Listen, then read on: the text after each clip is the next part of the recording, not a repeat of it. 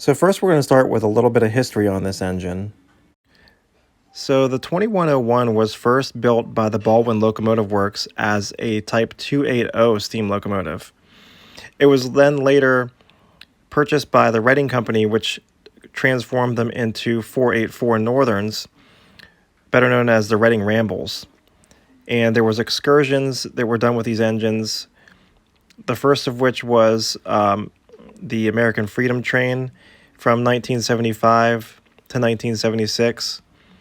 And then it was repainted again in 1977 to 78 as the Chessie Steam Special. And in 1978, there was unfortunately a fire in a roundhouse, and the engine was caught in the fire, and plans were halted at that point for any future use of the locomotive. Now, Conrail plans were drawn up and sketched, as you can see here. So this locomotive technically isn't really a fantasy scheme. It's more of a almost happened scheme. And it would have been really awesome if it happened. You can see the passenger car was beautiful as well.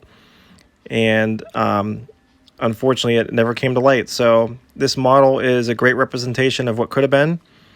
And now the locomotive is in the B&O Railroad Museum, and it was repainted back to display quality as Freedom Number 1. So now we're going to go over the features of this engine and talk about the detailing and all the new sound effects. So these new engines from Lionel have a new soundboard, and you'll hear it when it starts up. There's new sounds that are on these engines, and the soundboards have 5 whistles and 5 bells now, which is just really awesome.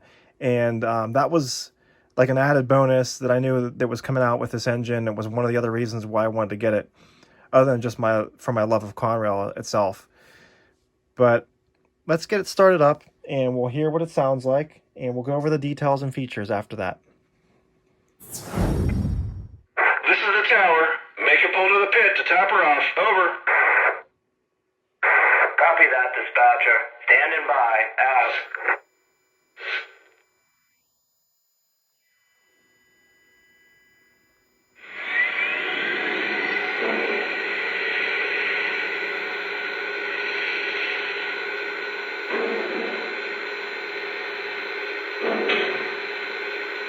Gonna be here a while.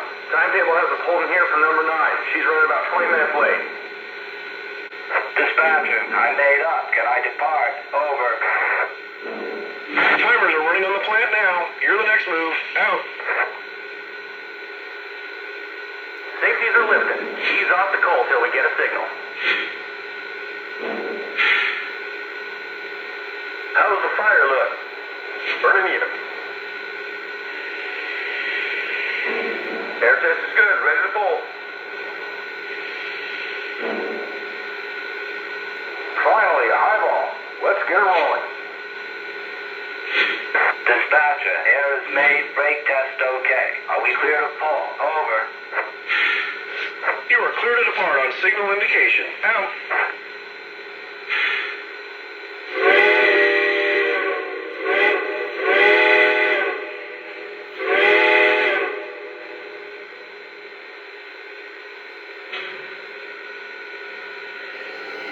And here's a close-up of that awesome quilling, smoking whistle.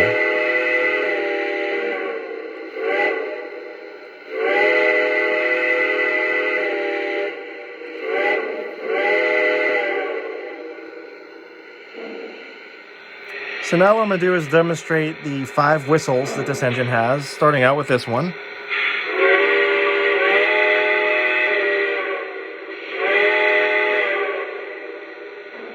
And then you simply just press the aux 1 key on your remote, and it flips it over to the next whistle.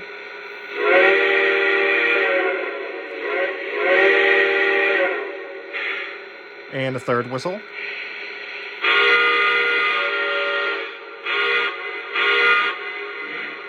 And the fourth.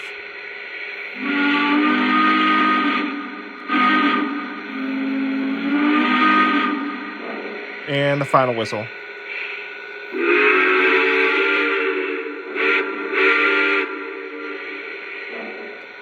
And of course that great Reading T1 whistle.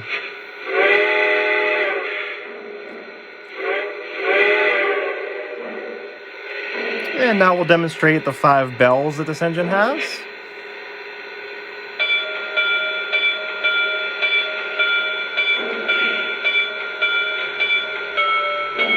That's bell number 2. And bell number 3.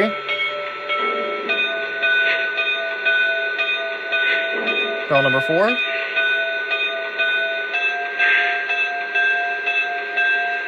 And bell number 5. And back to the original bell.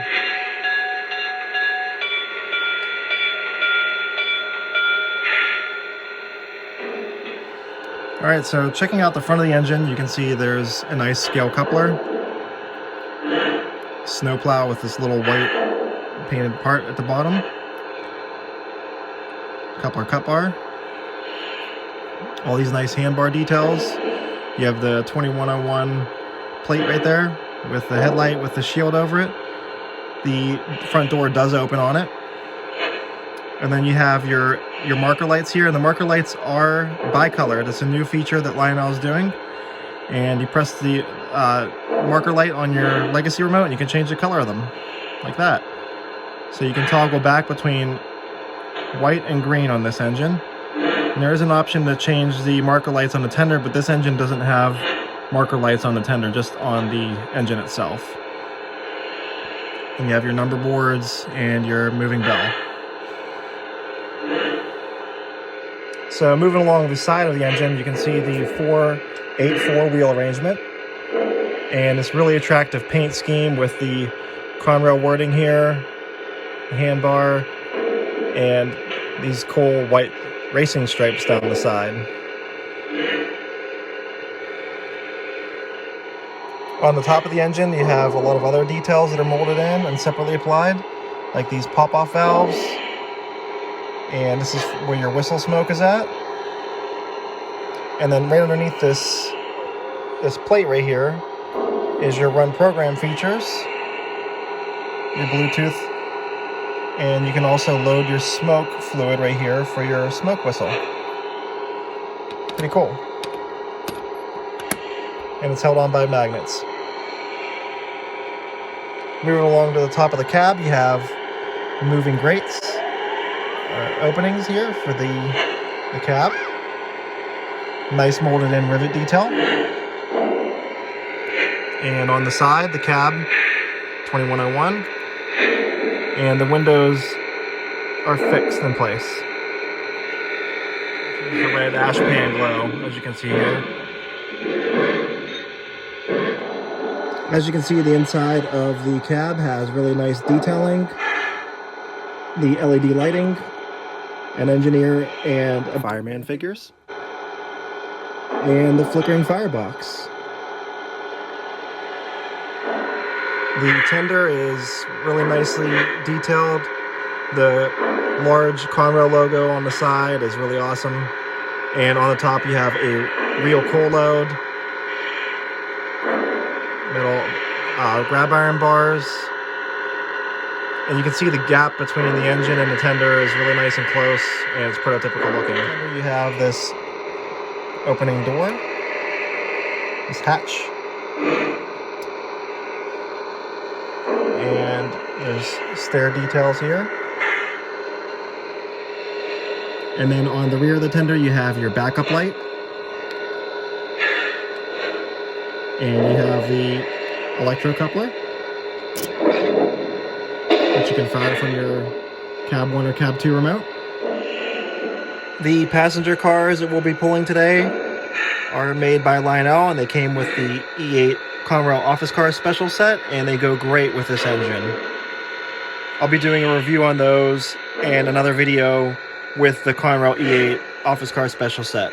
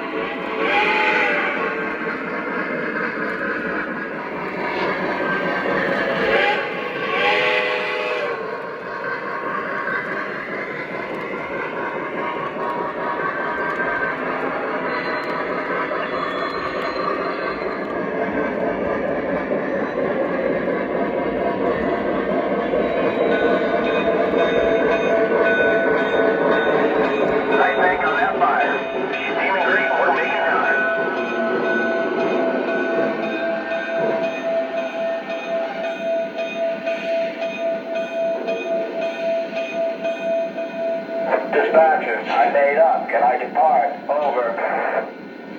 Timers are running on the plant now. You're the next move. Out.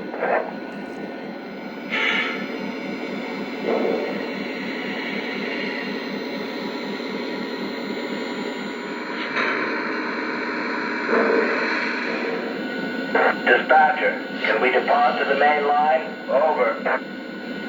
You're clear to proceed east. Out.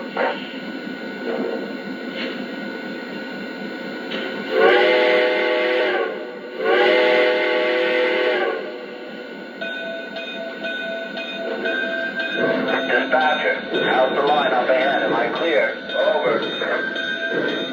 Clear through my limits. Out.